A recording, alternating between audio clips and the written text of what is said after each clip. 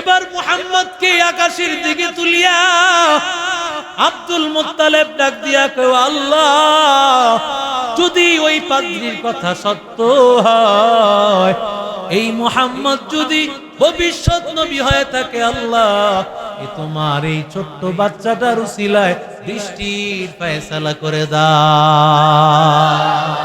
দোয়া করতে দেরি হলো, সাথে সাথে বৃষ্টি নাজিল হতে দেরি হলো না।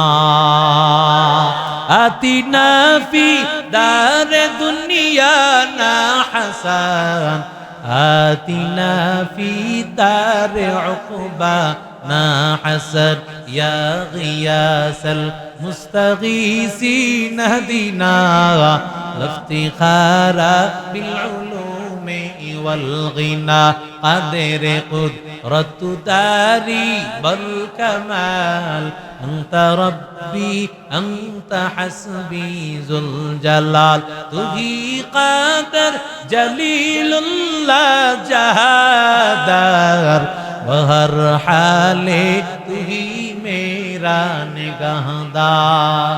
আল্লাহর খাজানে অভাব নাই, আমার আল্লাহ পারেন। যেই আল্লাহ নবীর জমানায় ছিল, ওই আল্লাহ এখনো আছে না নাই? আরো জোরে বলেন, ওই আল্লাহ এখনো আছে ভাই। আল্লাহর কাছে চাওয়ার মতো যদি চাও, আমার আল্লাহ দিতে পারেন, আমার আল্লাহ দিতে পারেন। কথা কোন ঠিক না বেঠিক? এরে আল্লাহর গোলাম, আমার মায়ার নবী রহমাতুল লিল আলামিন, এমন বরকতের নবী আমার পয়গম্বর রহমাতুল লিল আলামিন, আমার নবী ইশারা করেন চাঁদ দ্বিখণ্ডিত হয়ে যায়।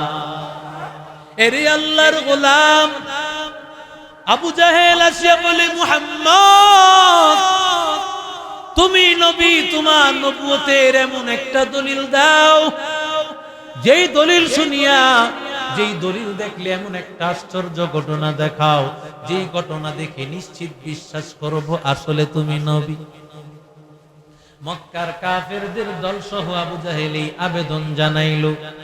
আল্লাহর নবী ডাক দিয়া কয়, চাচা, ঘটনাটা জমিনে দেখাবো না আসমানে দেখাইবো?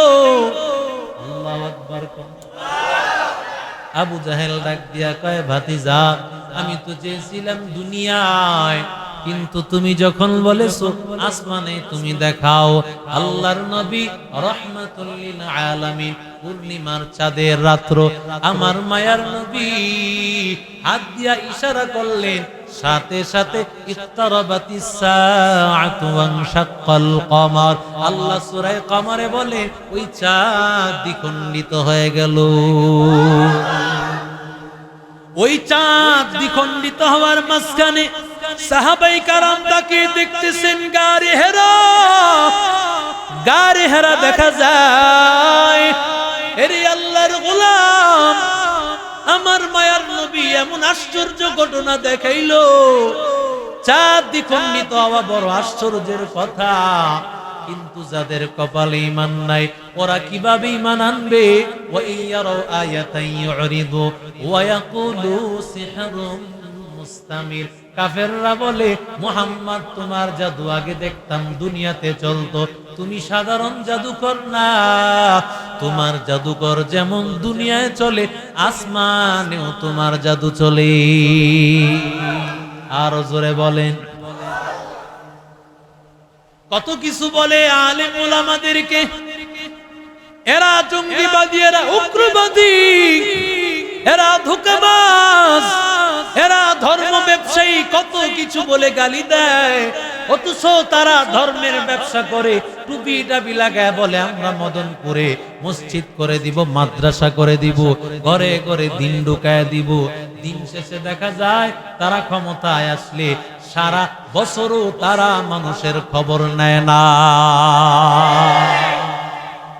এরে নবীর আশিক উম্মতের দল, অথচ উলামায়ে কেরামেরা মানুষের দাঁড়ে দাঁড়ে বারে বারে গিয়ে বুঝায়, কত ভাবে বোঝায়, মানুষ কত কিছু বলে গালি দেয়, এরপরও তারা কোরআনের কথাগুলো ছেড়ে দেয় না।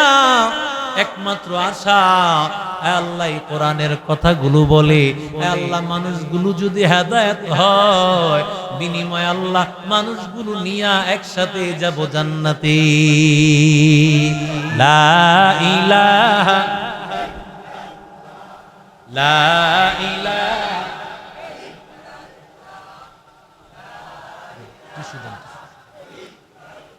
লা ইলাহা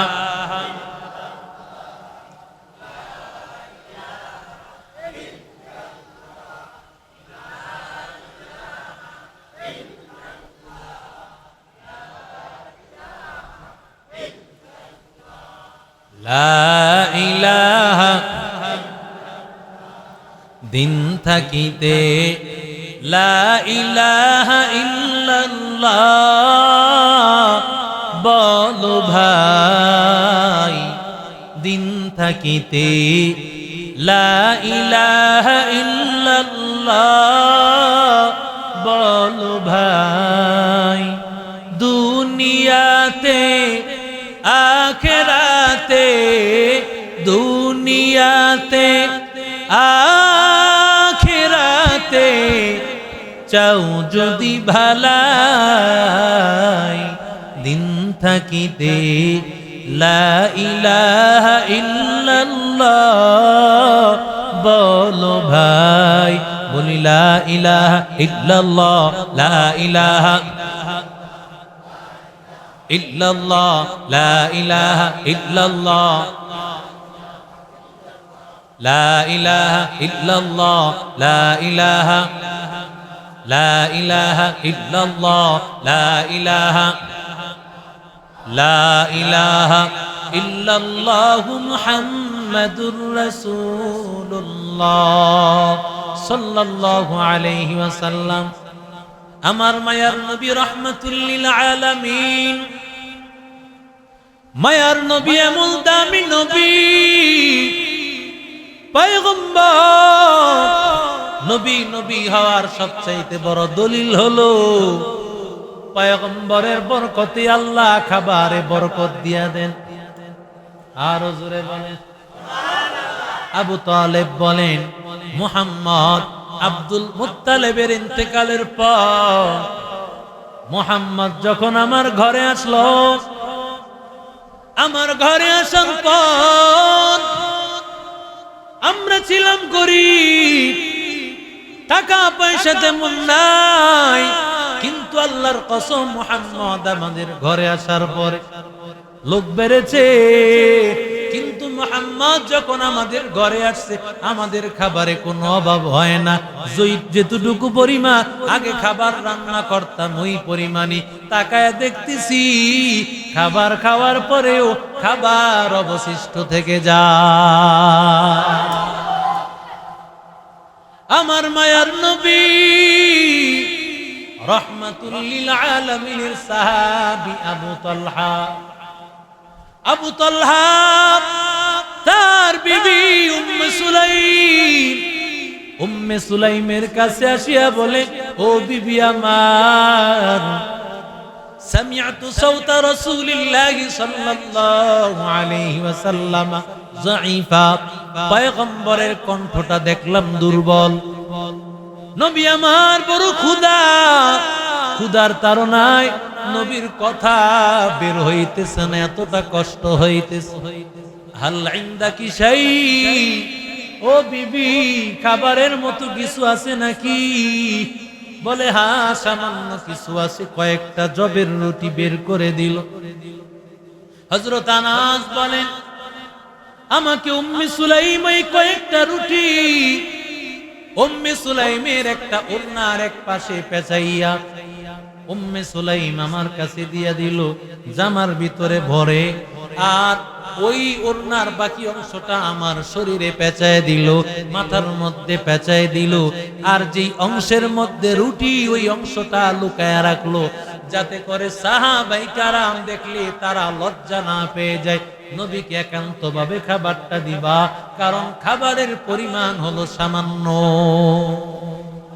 মাত্র কয়েকটা রুটি নবীর কাছে আসছে আসার পর আল্লাহর নবী ডাক দিয়া বলে, আনাস, ও আনাস, আবু তালহা তোমার এখানে পাঠাইছে। আবু তালহার বাড়ি থেকে বুঝি তুমি আসছো? বলে, পয়গম্বর, হ্যাঁ পয়গম্বর আমি আসছি। এখান থেকেই তো বেদাতীরা বলবে আমার নবী গায়েব না জানলে কিভাবে বলে, কথা কয় না কে?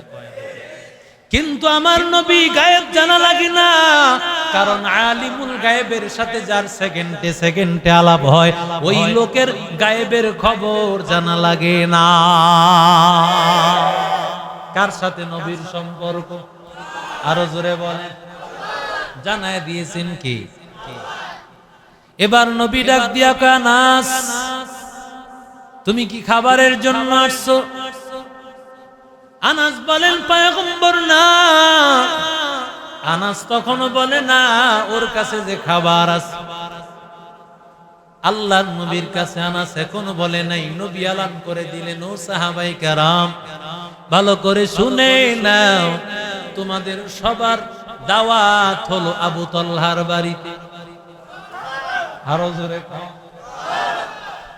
আনাসের মাথা নষ্ট হয়ে গেছে। রুটি নিয়ে আসছে তো মাত্র কয়েকটা, ঘরে আসেনি খাবার। আরে আর তো খাবার নাই ঘরে, সামান্য একটু খাবার যেটা ছিল ওইটা তো নিয়ে আসছেন। নবীরে দিবেন কি? কি দিবেন আমার নবীকে? আল্লাহর নবী চলতে লাগলেন রে ভাই। সাহাবায়ে কেরাম নবীর সাথে সাথে চলতে লাগলেন। হযরত আনাস সামনে চলতে লাগলেন। সামনে চলে গিয়া আবু তালহাকে গিয়া বলো, দেখো বাহিরে তাকায়া কি হয়েছে। উম্মে সুলাইমকে জানাইলো। উম্মে সুলাইম এই খবর দেখিয়া আল্লাহু ওয়া রাসূলুহু আ'লাম, আমার নবী আসছে। নবী তো জানতো আমার নবী আসছে, কোনো চিন্তা নাই। নবী আসছে, আমার কোনো টেনশন নাই। আমার নবী জানবেন কিভাবে মেহমানদারি হবে। আবু তালহা ঘর থেকে বের হইয়া নবীকে ঘরে নিয়ে আসলেন। সাহাবায়ে কেরাম ঘরের বাহিরে। উম্মে সুলাইমকে আল্লাহর নবী ডাক দিয়া কয়, কি আছে তোমার কাছে? হালুম মিলাই আমার কাছে নিয়ে আস। ওই 3টা রুটি আনাসের কাছ থেকে নিয়া পয়গম্বরের কাছে হাজির করলেন। নবী বলেন, রুটিটা টুকটুক করো, ছিঁড়তে থাকো। আল্লাহর নবীর কাছে টুকটুক করার পরে এবার আল্লাহর বান্দা উম্মে সুলাইম নবীর কাছে গোশতের কোনো ঝোল নাই, তরকারি নাই, নিয়ে আসছেন ঘি। কি নিয়ে আসছেন? ঘি আর রুটি খাইতে কি মজা, এটা নবী ভালো জানেন। অবশ্যই নবী যেই রুটি আর ঘি খাইছেন সেটা অবশ্যই মজা হবে, ঠিক না বেঠিক? আমার মায়ার নবী রাহমাতুল লিল আলামিন নবী ডাক দিয়া কয়, আনাস সাহাবীদেরকে 10 জন করে আসতে বলো। সুবহানাল্লাহ। মাত্র কয়েকটা রুটি ভাই। আমার নবী ডাক দিয়া কয়, 10 জন করে আসতে বলো। 10 জন করে খাইতেছেন। এরে আল্লাহর গোলাম, আনাস বলেন 70 আও 80, 70 থেকে 80 জন সাহাবী তারা তৃপ্ত সহকারে খাইল। এরপরও খাবার যেমন আছে তেমনই রয়ে গেল। আল্লাহর নবী ডাক দিয়া কই, আবু তালহা তাড়াতাড়ি নাও, খাবারগুলো তোমরা খাও, তোমাদের আশেপাশের ঘরের মধ্যে বন্টন করে দাও। আমার নবী এমন বরকতের নবী, ওই নবী যেখানেই আসেন সেখানেই বরকত শুরু হয়ে যায়। ওই নবীর আদর্শ যদি মানো তাহলে কেন আল্লাহ বরকত দিবে না রে ভাই? আমার মায়ার নবী রাহমাতুল লিল আলামিন, আমার মায়ার নবীর বরকতে দুধের মধ্যে বরকত হয়ে যায়। সুবহানাল্লাহ। নবী আমার হালিমাতুস সাদিয়ার ঘরে যাওয়ার পর, সেখানে আমার মায়ার নবী যাওয়ার পরে ওই সময় বকরিগুলো দুধের ওলানে দুধ ছিল না, চতুর্দিকে দুর্ভিক্ষ। কিন্তু আমার মায়ার নবী হালিমাতুস সাদিয়ার ঘরের মধ্যে যাওয়ার পরে দেখা গেল ওই বকরিগুলো যেখান থেকে ঘাস খায় আসে দেখা যায় দুধগুলো ওলানগুলো দুধে পরিপূর্ণ হয়ে যায়। সবাই কয় হালিমা তুমি তোমার এই বাচ্চাগুলোকে, তোমার বকরির বাচ্চাগুলোকে যেখানে ঘাস খাওয়াও আমরাও সেখানে ঘাস খাওয়াবো। দেখেন না মানুষেরা কয় তুই কোন দোকানের চাইল খাস রে? ঠিক না, ঠিক না বেঠি? কোন দোকানের চাইল খাস? একটু স্বাস্থ্য ভালো হইলেই কথা কয়, ঠিক না বেঠি? এরে নবীর আশিক উম্মতির দল, আমার মায়ার নবী রাহমাতুল লিল আলামিন, নবীজির সাহাবী আবু হুরায়রা এত গরীব, নবীজির সাহাবী আবু হুরায়রা এত গরীব, গরীব হওয়ার কারণে আবু হুরায়রা মাঝে মধ্যে ক্ষুধার তাড়না, আবু হুরায়রা মৃগী রোগীর মতো মাঝে মধ্যে পড়ে থাকতো। মানুষ মনে করত মারা গেছে, মৃগী রোগ হয়েছে। আসলে না না, আবু হুরায়রার কোনো রোগ হয় না, আবু হুরায়রার বড় ক্ষুধা। একদিন আবু হুরায়রা বলে ক্ষুধার তাড়না, এত ক্ষুধা সহ্য করতে পারি না, সহ্য করতে না পারিয়া আমি ক্ষুধার তাড়না সহ্য করতে না পারিয়া আমি মসজিদের সামনে রাস্তায় আমি বসে বললাম, যেই রাস্তা দিয়ে আবু বকর যায়, যেই রাস্তা দিয়ে ওমর যাবে, নবী যাবে, আমার চিন্তা হলো ওরা যাওয়ার সময় আমারে তো জিজ্ঞাসা করবে কি খবর আবু হুরায়রা। তখন হয়তো জিজ্ঞাসা করবেন খাবার খেয়েছো নাকি, তখন আমি বলবো খাই নাই, আমার খাবারের ব্যবস্থা হয়ে যাবে। আবু হুরায়রা বলেন আমার রবি আবু বকর, আমার সামনে দিয়ে আবু বকর মসজিদ থেকে বের হয়ে রাস্তা দিয়ে যাচ্ছে। বলে আবু হুরায়রা, আমি আবু হুরায়রা আবু বকরের কাছে কোরআনের একটা আয়াতের তাফসীর জানতে চাইলাম। উদ্দেশ্য তাফসীর জানা না, উদ্দেশ্য হলো তাফসীর জানতে চাইলে এমন সময় জিজ্ঞাসা করবে আবু হুরায়রা খাবার খেয়েছো নাকি? আমি বলবো আবু বকর না না আমি খাবার খাই নাই, খাবার খাইলাই।